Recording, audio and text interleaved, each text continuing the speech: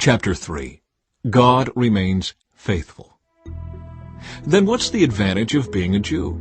Is there any value in the ceremony of circumcision? Yes, there are great benefits. First of all, the Jews were entrusted with the whole revelation of God. True, some of them were unfaithful, but just because they were unfaithful, does that mean God will be unfaithful? Of course not. Even if everyone else is a liar, God is true. As the Scriptures say about him, "You will be proved right in what you say, and you will win your case in court."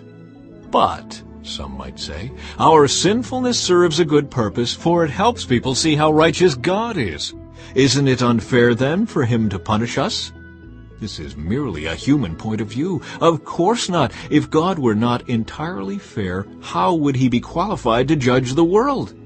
But, someone might still argue, how can God condemn me as a sinner if my dishonesty highlights his truthfulness and brings him more glory?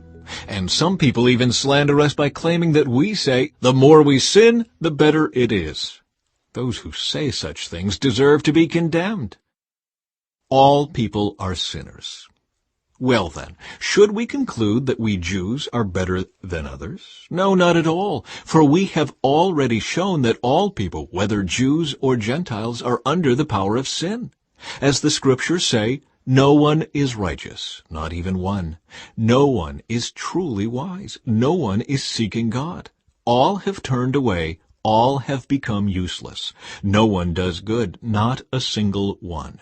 Their talk is foul, like the stench from an open grave. Their tongues are filled with lies. Snake venom drips from their lips. Their mouths are full of cursing and bitterness. They rush to commit murder. Destruction and misery always follow them. They don't know where to find peace. They have no fear of God at all. Obviously, the law applies to those to whom it was given, for its purpose is to keep people from having excuses, and to show that the entire world is guilty before God. For no one can ever be made right with God by doing what the law commands. The law simply shows us how sinful we are. Christ took our punishment. But now God has shown us a way to be made right with him without keeping the requirements of the law, as was promised in the writings of Moses and the prophets long ago.